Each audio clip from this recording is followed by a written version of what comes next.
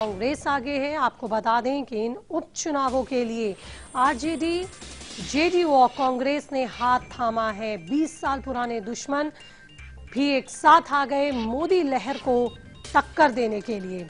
तो ये अग्नि परीक्षा है इस महागठबंधन की, जो कि किया गया ये कहते हुए कि हम धर्मनिरपेक्ष ताकतें हैं। सांप्रदायिक ताकतों को रोकने के लिए आरोप जड़े गए बीजेपी पर कि वो सांप्रदायिक पार्टी है और सांप्रदायिकता को बढ़ाएगी। ऐसे में तमाम वो पार्टियां जो कि धर्मनिरपेक्ष हैं और धर्मनिरपेक्षता की हिमायती हैं, उन्हें एक साथ एक मंच पर आ जाना चाहिए। विनायक, रुझान क्या संकेत दे रहे हैं? किस तरह के नतीजे हो सकते हैं इन रुझानों के मद्देनजर? देखिए ज्योति, ये जो 6 सीटें हैं, 6 सीटें इनकी सिटिंग सीटें हैं बीजेपी की, और उसके अलावा जो 4 सीटें हैं जहां पर कि आरजेडी 3 और जेडीयू को 1 सीट पर कामयाबी हासिल हुई थी।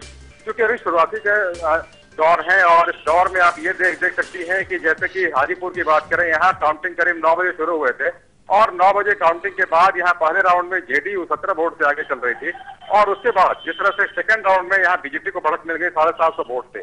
तो यह जो उठापटक है और ये जो तब्दीलियां हैं, ये तब्दीलियां बड़ी जल्दी हो रही हैं। लेकिन अगर आप कंसिस्टेंसी की बात करिए तो 3 कंसिस्टेंसी ऐसे हैं जो बिल्कुल कंसिस्टेंट है शुरू से। जहां पर कि आप देखिए समस्तीपुर जिले में मोहिती नगर है, वहां से आरजेडी को बढ़त हासिल है, करीब 21,000 वोट से आरजेडी वहां से आगे चल रही है। छपरा की बात करिए, छपरा से शुरुआती दौर से ही आरजेडी को वहां बढ़त कायम है, आरजेडी की बढ़त अब भी वहां बनी हुई है। तो ऐसी दशा में नरकटियागंज, जहाँ के शुरुआती दौर में कांग्रेस के फखरुद्दीन आगे थे, लेकिन दूसरे राउंड में वर्मा बीजेपी वो वहां आगे चल रही है।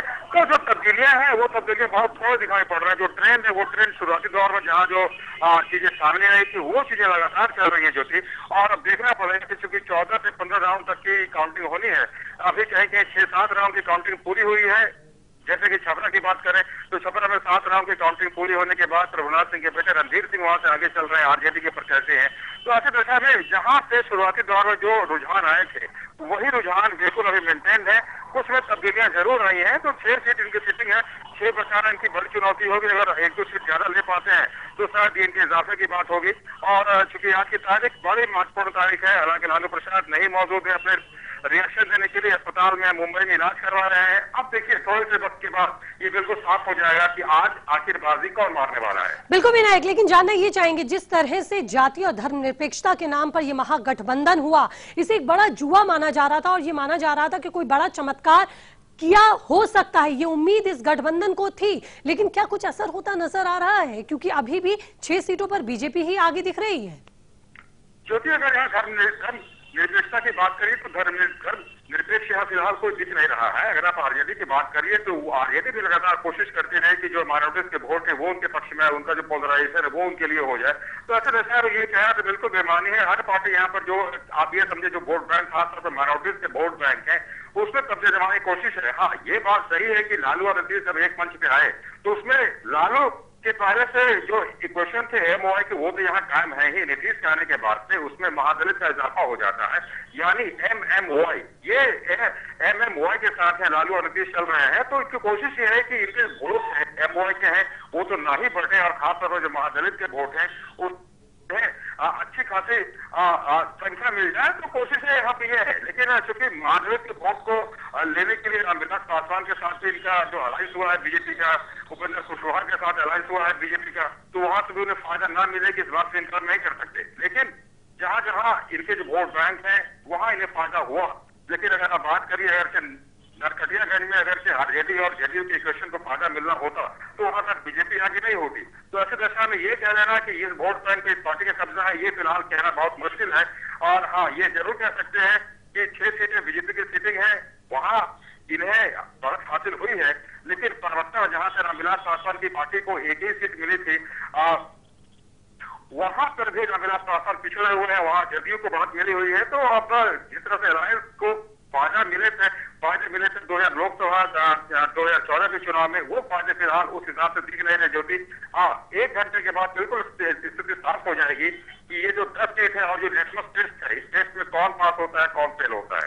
लेकिन कांग्रेस के लिए भी एक रिवाइवल कहा जा रहा था। जो 1 सीट जिस पर अब कांग्रेस इस वक्त आगे चल रही है, ये रुझान बता रहे। पिछले अगर चुनावों की बात करें तो कांग्रेस के पास इनमें से एक भी सीट नहीं थी। हाँ बिल्कुल, क्योंकि कांग्रेस भी इस महागठबंधन में सहभागी बनी है, तो कांग्रेस आरजेडी और जेडीयू एक साथ है ही। और सबसे बड़ी बात यह है कि कांग्रेस जहां पर की नहीं थी वहां कांग्रेस को जगह मिलने की बात हो रही है। अजीत मिश्रा है भागलपुर से, उन्हें वहां फायदा दिख रहा है। तो कुल मिला के जो महागठबंधन जिस तरह से इनकी ताकत बढ़ी थी, जिस ताकत के दावे कर रहे थे, उसमें अगर ये 6 सीट के आसपास आते तो एक बात होती। लेकिन फिलहाल जो ये 6 सीट है, 6 सीट बिल्कुल सिटिंग सीट है बीजेपी की। और अगर 6 सीट बीजेपी के हाथ लगती है, हाँ ये सही है कि अगर कांग्रेस को एक सीट भी मिल जाती है तो उनके लिए बिल्कुल आप ये समझे कि एडवांटेज की स्थिति होगी और ये नुकसान नीतीश कुमार को होने वाला है। तो ये महागठबंधन के अंदर ही जिस तरह से सीट के बाद और फिर वोटों के प्रतिशत में कटौती, इससे इन्हें ही नुकसान हो रहा है। लेकिन ये देखना पड़ेगा कि अब किस तरह से अगले 1 घंटे में ये जो चीजें हैं बिल्कुल स्पष्ट होकर सामने आ जाती हैं और जो इक्वेशंस हैं उस इक्वेशन पे इनका किस तरह से कब्जा होता है, यह भी एक बड़ा सवाल है। और ये कह सकते हैं कि जिस वोट बैंक में नीतीश, लालू और कांग्रेस का कब्जा था और जिस तरह से दावे कर रहे थे, वहां इन्हें उस तरह से कामयाबी हाथ नहीं लग रही है। बिल्कुल विनायक, आप बने रहिए हमारे साथ, आपके साथ हमारी बातचीत जारी रहेगी। लेकिन जेडीयू नेता अली अनवर का कहना है कि ये सिर्फ 10 सीटों का चुनाव नहीं है, ये आने वाले विधानसभा चुनावों का सेमीफाइनल है। बीजेपी से लोगों का मन भर गया है। बिहार का ही सेमीफाइनल नहीं है, इसका पूरे देश की राजनीति पर भी इसका असर पड़ेगा और हम लोगों को पूरी उम्मीद है कि हम लोग जीतेंगे, इसलिए कि बीजेपी से मोह भंग की प्रक्रिया लोगों की शुरू हो गई है। चलिए, राजनेता अलग अलग दावे कर रहे हैं, लेकिन 1 घंटे में स्थिति पूरी तरह से साफ हो जाएगी। बीजेपी नेता शहनवाज हुसैन का कहना है कि बिहार की जनता इस गठबंधन को रिजेक्ट कर देगी, बिहार में उनका गठबंधन ही जीतेगा। वोट लेकर हमारे साथ विधानसभा का चुनाव नीतीश कुमार जी लड़े थे और लालू जी के विरोध में लड़े थे और बाद में लालू जी के साथ मिल गए। बिहार की जनता इस गठबंधन को पूरी तरह रिजेक्ट कर देगी, इसमें कोई शक की गुंजाइश नहीं है। हमारा विश्वास है कि बिहार की 10 सीटों में ज्यादा से सीट भारतीय जनता पार्टी और उसका गठबंधन जीतेगा। तो वहीं बीजेपी नेता रामेश्वर चौरसिया का कहना है कि अभी तक जो रुझान आ रहे हैं उसमें बीजेपी का ही पलड़ा भारी नजर आ रहा है और हर जगह बीजेपी ही आगे रहेगी। आरजेडी, कांग्रेस और जो जेडीयू मिली है, ये कोई फैक्टर अब चलने वाला नहीं इस देश में। सिर्फ बिहार की बात नहीं, कहीं भी, क्योंकि पहली बार भारतीय जनता पार्टी की सरकार मोदी जी के नेतृत्व में पूर्ण बहुमत से बनी है, तो लोगों को उम्मीद है कि बाकी जगह भी ये सरकार आ जाए बीजेपी की, तो जो विकास की काम है उसमें और तेजी आएगी। वहीं एनसीपी नेता तारिक अनवर का कहना है कि अभी कुछ कहना जल्दबाजी होगी, लोगों की आशा और उम्मीद के अनुरूप ही परिणाम आ रहे हैं। तो ऐसी उम्मीद थी, लेकिन अभी कहना मुश्किल होगा क्योंकि it is too early to say anything. लेकिन हमें उम्मीद थी और अखबारों में भी खबर आ रही थी कि 10 सीटों में 5-5 सीटें आने की उम्मीद थी दोनों भाजपा को और जो गठबंधन है उसको। तो अगर ये ट्रेंड है तो इससे ये दिखता है कि जो लोगों की आशा थी, उम्मीद थी, उसके अनुसार परिणाम आ रहे हैं। और मतगणना केंद्रों का जायजा लिया हमारे सहयोगी विनायक प्रसाद ने। 25 अगस्त 2014 बिहार की सियासत के लिए कई मायनों में अहमियत रखता है। खासतौर पे महागठबंधन जो लालू प्रसाद, नीतीश कुमार और कांग्रेस ने एक साथ बना लिया, उस महागठबंधन का भी भविष्य तय होना है। चुनाव 10 सीटों पे जरूर हुए थे, लेकिन 10 सीट काफी अहमियत रख रहे हैं और खासतौर पे पहली दफा लालू और नीतीश एक मंच पे आए और एक मंच पे आने के बाद जिस तरह से उन लोगों ने सियासत की शुरुआत की थी, जनता कितना कबूल करेगी ये तो देखना पड़ेगा। लेकिन लालू प्रसाद की तकलीफें बढ़ रही है, वो बीमार से पड़ गए और खासतौर पर इलाज के लिए मुंबई के लिए जरूर भेजे गए। लेकिन मतगणना शुरू होने के पहले लालू की तबीयत आखिर क्यों बिगड़ी, एक बड़ा सवाल यह जरूर है। क्या उन्हें एहसास हो गया इस बात का कि महागठबंधन को जनता ने खारिज कर दिया? क्या उन्हें एहसास हो गया इस बात का कि उनमें और नीतीश कुमार में दोस्ती हुई, लेकिन जो कार्यकर्ता हैं उनकी दूरी पाटने में उन्हें नाकामयाबी हाथ लगी? क्या उन्हें इस बात का एहसास हो गया कि अब उनका भविष्य यहाँ कुछ भी फलने फूलने वाला नहीं, जबकि 2014 तक उनकी सांसदी भी खत्म हो चुकी? ऐसी दशा में सियासत को एक नए आयाम देने की कोशिश कितनी कारगर होगी, ये 25 अगस्त 2014 को तय हो जाना है। सीटें 10 जरूर हैं, लेकिन ये 10 सीटें कई ऐसे अहम सवाल जरूर छोड़ने जा रहे हैं। कैमरामैन राजेश के साथ विनायक प्रसाद, लाइव इंडिया के लिए। और केसी त्यागी इस वक्त क्या कुछ कह रहे हैं, उन्हें भी हम सुन लेते हैं। जो मोर्चा हम लोगों ने बनाया है, एक तो बिल्कुल चुनाव के ऐन वक्त मौके पर था। हो सकता है इसकी समरसता में कुछ कमी रही हो, लेकिन मोर्चा हमारा जारी रहेगा और मोर्चे का विधानसभा चुनाव के मौके पर विस्तार किया जाएगा। इसमें सीपीआई, सीपीएम और एनसीपी को भी शामिल किया जाएगा।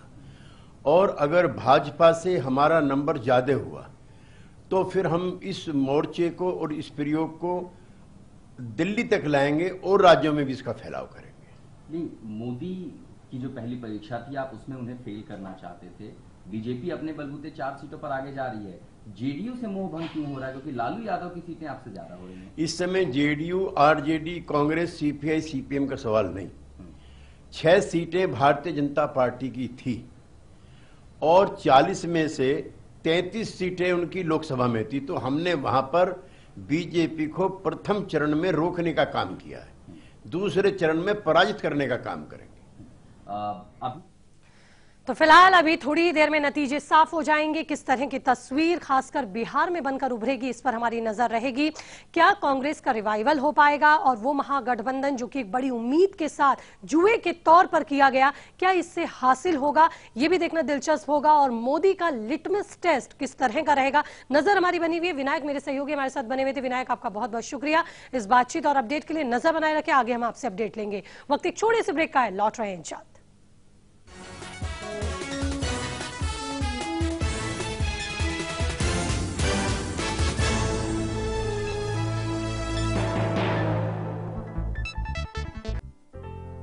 माँ और बाबा ने एक एक पैसा जमा कर मुझे पढ़ाने का फैसला लिया था। मैं जानता था कि उन्होंने खुद के लिए कभी कुछ नहीं किया, पर मेरी पढ़ाई लिखाई हमेशा के लिए सुरक्षित कर दी। इच्छाएं जहां उड़ान लेती हैं। समृद्ध जीवन multi state multipurpose cooperative society limited. राजनीति के गलियारे की हर खबर, संसद से 7 आरसीआर तक, नजर है प्रधानमंत्री कार्यालय की गहमा गहमी पर। दिखाएंगे बंद कमरों की फाइलों और फैसलों का सर, रखेंगे पैनी नजर, लाएंगे हर खबर आपके पास पूरे भरोसे के साथ। लाइव इंडिया, खबर हमारी, फैसला आपका।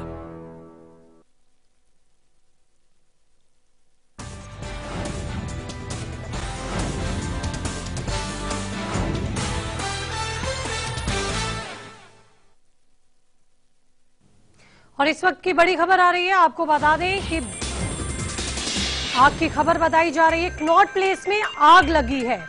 दिल्ली के कनॉट प्लेस में भीषण आग लगी है। आग की तस्वीरें हम आपको दिखा रहे हैं। दिल्ली का दिल कहा जाता है कनॉट प्लेस, और इस समय ऑफिस आवर है और ये टाइमिंग भी इस वक्त तमाम शोरूम्स खुलने की है, क्योंकि कनॉट प्लेस में आग लगी है। रामा हाउस बिल्डिंग में ये आग लगी है। भीषण आग बताई जा रही है। फिलहाल शुरुआती खबर के मुताबिक आग को बुझाने के लिए दमकल की तमाम गाड़ियां वहां पर पहुंच चुकी हैं। 8 गाड़ियां बताई जा रही हैं दमकल की, जो आग पर काबू पाने के लिए जद्दोजहद कर रही हैं। दिल्ली के कनॉट प्लेस में रामा बिल्डिंग में यह आग लगी है और इस भीषण आग को बुझाने के लिए दमकल कर्मी जद्दोजहद कर रहे हैं, कोशिशें कर रहे हैं। 8 दमकल की गाड़ियां मौके पर मौजूद हैं।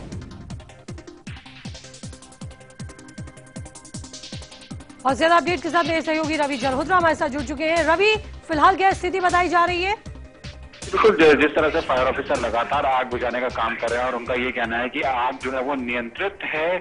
दमकल की तकरीबन 14 गाड़ियां आग बुझाने का काम कर रही है। सुबह तकरीबन 8 बजे के करीब ये जो कनॉट प्लेस में कंप्यूटर सेंटर है, इसमें आग लगी थी। फिलहाल कोशिशें की जा रही है और जो दमकल के विभाग के कर्मचारियों का कहना है, उनका ये कहना है कि आग को नियंत्रण कर लिया गया है। जी, ये कनॉट प्लेस का कौन सा एरिया बताया जा रहा है? क्या आउटर सर्किल है, इनर सर्किल है? और यातायात को लेकर फिलहाल किस तरह की अपडेट? फिलहाल यातायात में कोई प्रभाव नहीं किया, लेकिन जिस तरह से दमकल की गाड़ियां वहां पर मौजूद है, उससे थोड़ी सी जरूर परेशानी जरूर हुई। लेकिन क्योंकि जो कंप्यूटर सेंटर है, इस पर आग लगी थी और लगातार, क्योंकि वहां पे बच्चे भी पढ़ने आते हैं, लेकिन फिलहाल को ये कहना है कि इसके अंदर भी नहीं पता है और लगातार कोशिश की जा रही थी। सुबह से ही जब से आग लगी है तब से बुझाने की काम चल रहा था, लेकिन अब जिस तरह से अधिकारी को ये कहना है कि आग को नियंत्रण में कर लिया गया है। जी बहुत बहुत शुक्रिया रवि आपका इस अपडेट के लिए। बढ़ते हैं आगे, खबर मध्य प्रदेश से। मध्य प्रदेश के सतना के चित्रकूट स्थित कामतनाथ मंदिर में मची भगदड़ से 10 लोगों की मौत हो गई है, जबकि 60 से ज्यादा लोग जख्मी बताए जा रहे हैं। मरने वालों में 10 महिलाएं भी शामिल हैं। राज्य सरकार ने मरने वालों के परिजनों को 2-2 लाख रुपए के मुआवजा देने और घायलों को 50-50 हजार रुपए का मुआवजा देने की घोषणा की है। बताया जा रहा है कि सोमवती अमावस्या के मौके पर सुबह हजारों श्रद्धालु मंदिर में पहुंचे थे। तभी सुबह 6 बजे के करीब मंदिर के मुख्य द्वार के पास अचानक भगदड़ मच गई। हालांकि भगदड़ की क्या वजह रही अभी तक साफ नहीं हो पाया है, लेकिन शुरुआती जांच में बिजली के तार में आग लगने की वजह बताई जा रही है, जिसकी वजह से भगदड़ मची।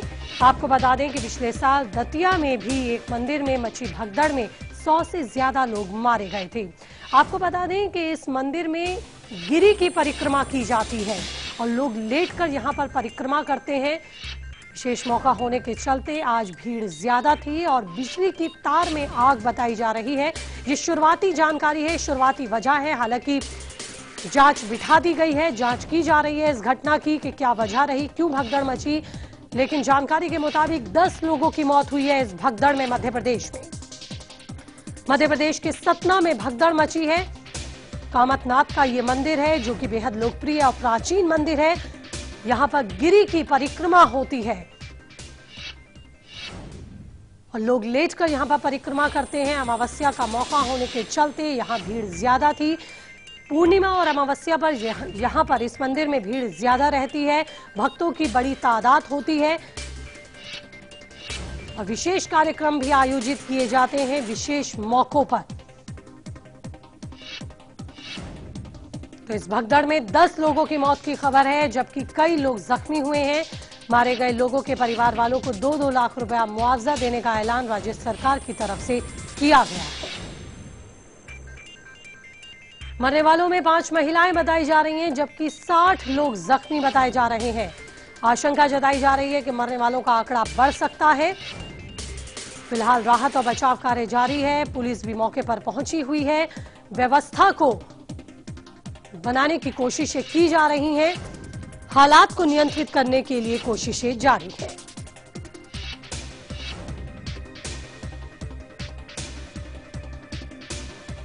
मेरे सहयोगी भारत शास्त्री और ज्यादा अपडेट के साथ हमारे साथ जुड़ चुके हैं। भारत, क्या अपडेट, फिलहाल क्या स्थिति? ठीक है, इसमें 4-5 लोग घायल भी हुए हैं जिनको चित्रकूट के जिला अस्पताल में भर्ती कराया गया है। और अभी हमारी सीएम से बात हुई तो उन्होंने इस पर काफी गहरा दुख जताया है और इस पर न्यायिक जांच की भी इसकी बात करी है कि इसकी जुडिशियल इंक्वायरी होगी। हालांकि ये सब तमाम ऐसी बातें हैं जो अपनी एक उसी समय के लिए टाइमिंग रहती है। हमने रतनगढ़ वाले, दतिया वाले मामले में भी देखा था कि अभी तक जुडिशियल इंक्वायरी कंप्लीट नहीं हो पाई है और उसमें कलेक्टर एसपी सभी को लगभग बरी कर दिया गया था। तो बहुत बहुत शुक्रिया आपका भरत इस अपडेट और जानकारी के लिए। फिलहाल हम यहाँ रुकेंगे एक छोटे से ब्रेक के लिए, आगे देते हैं आपको अपडेट।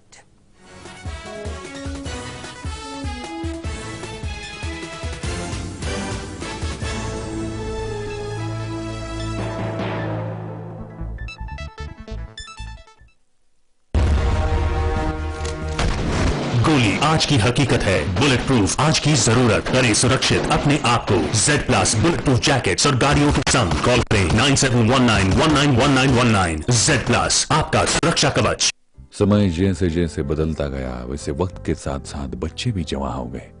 अब उन्हें अपने घर में जो भी कुछ है उससे ज्यादा जो नहीं है इसका एहसास झट से होने लगा। पर अब उनकी खुशियां ही माँ बाप का भविष्य होती है ना। जमा पूंजी भावनाओं की, खुशहाली लाखों की। समृद्ध जीवन multi state multipurpose cooperative society limited.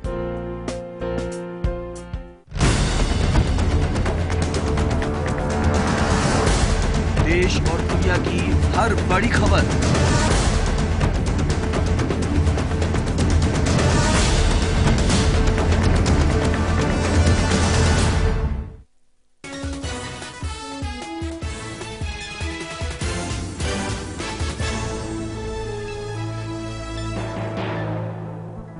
और इस वक्त की बड़ी खबर हमें जम्मू कश्मीर से मिल रही है, जहां पर अमित शाह की रैली से पहले कठुआ में झड़प हुई। आपको बता दें कि झड़प बीजेपी और नेशनल कॉन्फ्रेंस के कार्यकर्ताओं के बीच में बताई जा रही है। कठुआ में आज अमित शाह की रैली है और विधानसभा चुनावों के मद्देनजर दौरे पर है इन दिनों अमित शाह जम्मू कश्मीर में।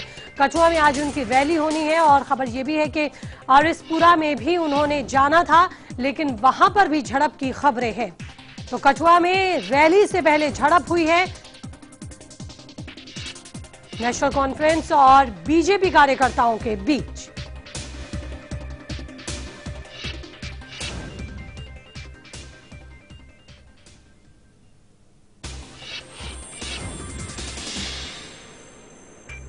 तो कठुआ में आज अमित शाह की रैली है विधानसभा चुनावों के मद्देनजर। ये रैली काफी अहम मानी जा रही है।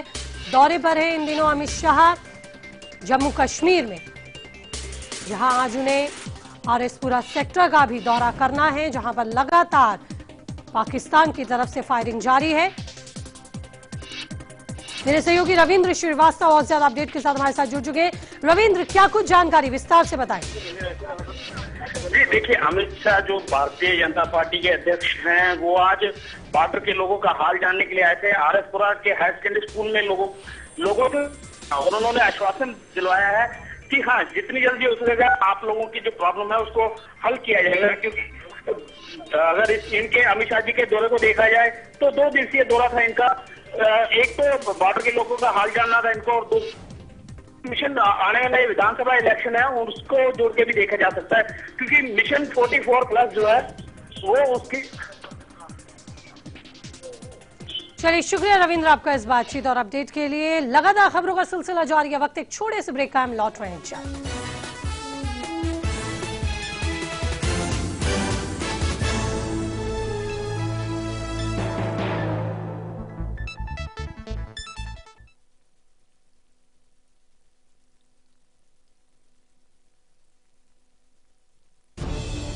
खबरों को देखने का हर किसी का अपना नजरिया होता है। मैं तो सिर्फ सवाल उठाता हूं, आपके सवाल आपकी आवाज बनकर। लाइव इंडिया, खबर हमारी, फैसला आपका।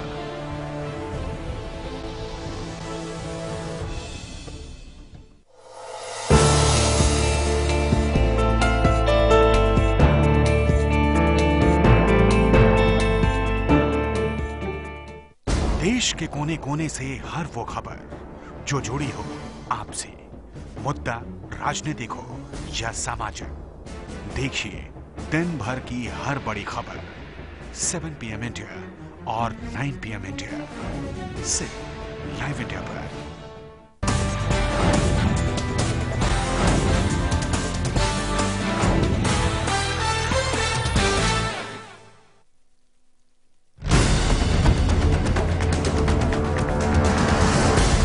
देश और दुनिया की हर बड़ी खबर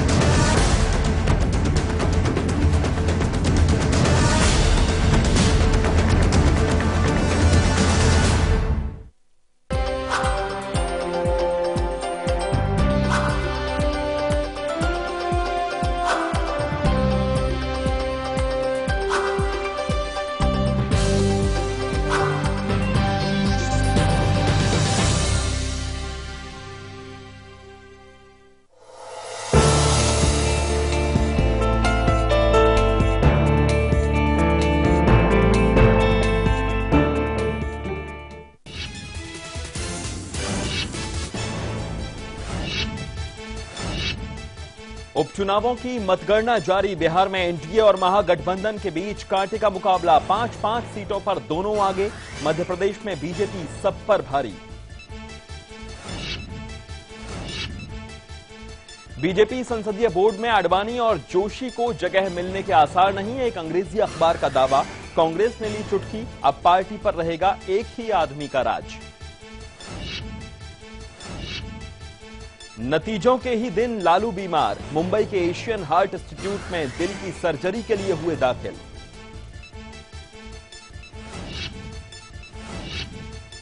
मिशन कश्मीर पर अमित शाह का दूसरा दिन। आज कठुआ में रैली को करेंगे संबोधित। आरएसपुरा सेक्टर का भी करेंगे दौरा। कार्यक्रम स्थल पर एनसी बीजेपी कार्यकर्ताओं में झड़प। सांबा और आरएसपुरा सेक्टर में पाक की नापाक फायरिंग जारी, कांग्रेस का आरोप पाकिस्तान के खिलाफ सरकार के पास कोई नीति नहीं। उद्धव ने कहा मोदी सरकार पाकिस्तान को सिखाए सबक।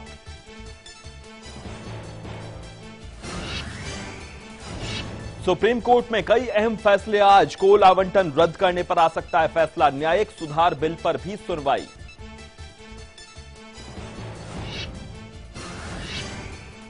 मध्य प्रदेश की भगदड़ में 5 महिलाओं समेत 10 श्रद्धालुओं की मौत, सत्ता में कामतगिरी पर्वत की परिक्रमा के दौरान हुआ हादसा, मृतकों के लिए 2-2 लाख के मुआवजे का ऐलान।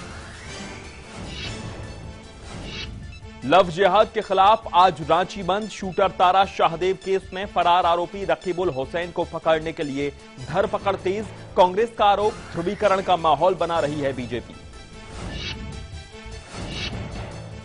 मुंबई के लोनावाला से देश की पहली सीप्लेन की सेवा आज से शुरू, महाराष्ट्र टूरिज्म डेवलपमेंट कॉरपोरेशन और प्राइवेट कंपनी मिलकर चलाएंगी सीप्लेन सर्विस। और टेस्ट में करारी हार के बाद 1 दिवसीय मैचों की सीरीज का पहला मैच आज, बड़ा सवाल शास्त्री की मौजूदगी से बचेगी टीम इंडिया की साख।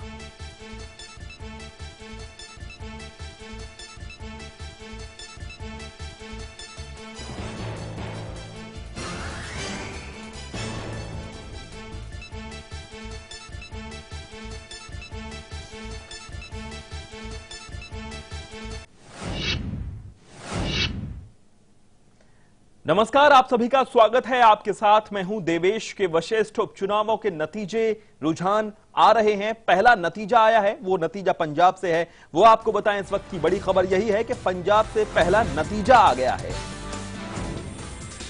तो क्या नतीजा है? पटियाला से परनीत कौर जीत गई हैं। बिहार विधानसभा की 10 सीटों पर उपचुनाव हुए, बाकी 4 राज्यों में उपचुनाव हुए, कुल 18 सीटों पर, और पंजाब से यह पहला नतीजा आ रहा है। पटियाला से परनीत कौर जीत गई हैं। गौरव वालिया हमारे संवाददाता फोन लाइन पर हमारे साथ जुड़ गए हैं। गौरव, पहला नतीजा आ गया है? जी बिल्कुल, पहला नतीजा आ गया और वो भी पंजाब से, और खास तौर से वो जो शाही शहर माना जाता है पंजाब का पटियाला, वहां से आया है। पटियाला शहरी की जो सीट थी जहां पर 23,282 वोटों से महारानी परनीत कौर, जो कि former union external minister foreign external minister थे, और उनको 52,000 जो वोट मिले हैं, और अकाली दल का जो प्रतिनिधि थे उनको 29,000 जो वोट मिले हैं। मैं बताऊं क्योंकि बड़ी जीत है, क्योंकि ये जो सीट थी ये कैप्टन अमरिंदर सिंह उन्होंने खाली की थी, उनकी क्योंकि उन्होंने जो एमपी बने थे अमृतसर से, उसके बाद उनकी ये सीट खाली करने के बाद ये जो उपचुनाव है यहाँ पे, क्योंकि कांग्रेस की ओर से यहाँ पे पूरा जो है कह सकते हैं कि पूरा दारोमदार उनका था कि ये सीट जीतने को, कि जो पटियाला की शाही शहर ये जो माना जाता है वहां की जो सीट थी, और पिछले लंबे समय से इस सीट के ऊपर कैप्टन अमरिंदर सिंह जीतते आए हैं, और ये पहली बार हुआ है कि जो ये सीट है दोबारा उन्होंने कायम रखी है, क्योंकि उनकी पत्नी यहाँ पे खड़ी थी। और दूसरा मैं आपको बता दूं, जो तलवंडी साबो बठिंडा की एक सेगमेंट है, वहां का असेंबली सीट है, वहां पर जो चुनाव चल रहे हैं, वहां पर अकाली दल के जो उम्मीदवार हैं वो आगे चल रहे हैं, और कांग्रेस के उम्मीदवार तकरीबन 18,000 वोटों से। गौरव, परनीत कौर की इस जीत ने न सिर्फ कांग्रेस को बड़ी राहत दी है, क्योंकि लोकसभा चुनावों में जैसा नतीजा आया था, बल्कि खुद परनीत कौर को भी ये राहत दी है, उनकी राजनीति भी बची रहेगी। लोकसभा चुनावों में हार गई थी वो। जी बिल्कुल, एक कहीं ना कहीं राहत वाली खबर है परनीत कौर के लिए, क्योंकि जो लोकसभा का जो चुनाव था वो हार गए थे। आम आदमी के पार्टी जो थे महावीर गांधी, जो वहां से धर्मेंद्र गांधी वहां से जीते थे, और उनकी ओर से, और कहीं ना कहीं बड़ी बात थी कि आम आदमी पार्टी ने इस जो पटियाला शहर में बड़ा प्रचार किया था, अरविंद केजरीवाल ने यहाँ पे रोड शोज किए थे, और पूरी जो ताकत झोंक दी गई थी आम आदमी पार्टी की तरफ से, और कोशिश की जा रही थी, क्योंकि पटियाला से जो एमपी है वो आम आदमी पार्टी का है, और ये जो असेंबली की सीट है ये भी आम आदमी के हाथ में आए, और राज्य की जो पॉलिटिक्स है उसमें आम आदमी पार्टी अपना खाता खोले। पर दुर्भाग्यवश जो आम आदमी पार्टी के जो उम्मीदवार थे वो तीसरे स्थान पे रहे हैं, और उनको उतनी वोटिंग नहीं हासिल हो पाई जितनी की वो कोशिश उनकी तरफ से की गई थी। पर कहीं ना कहीं ये बड़ी बात है कि जो महारानी परनीत कौर है उनकी जो सियासत, जैसे आपने कहा, कहीं ना कहीं बच गई है, क्योंकि आम आदमी पार्टी को तकरीबन 5,000 के करीब जो वोट हैं इस चुनाव में मिले। तो आम आदमी पार्टी बहुत बढ़िया प्रदर्शन कर नहीं पाई है, तीसरी स्थान पर रही है। हालांकि पटियाला से जो सांसद हैं वो आम आदमी पार्टी के ही हैं। गौरव, लेकिन भारतीय जनता पार्टी लोकसभा चुनावों में भी अकाली दल के गठबंधन के साथ बहुत बढ़िया प्रदर्शन पंजाब में नहीं कर पाई थी जब देश भर में लहर चल रही थी मोदी की। ऐसे में अकाली दल का परफॉर्मेंस कैसा रहा है? अकाली दल का अगर परफॉर्मेंस देखें तो कहीं ना कहीं ये आकलन किया जा रहा था कि अकाली दल जो है उसका जो शहरी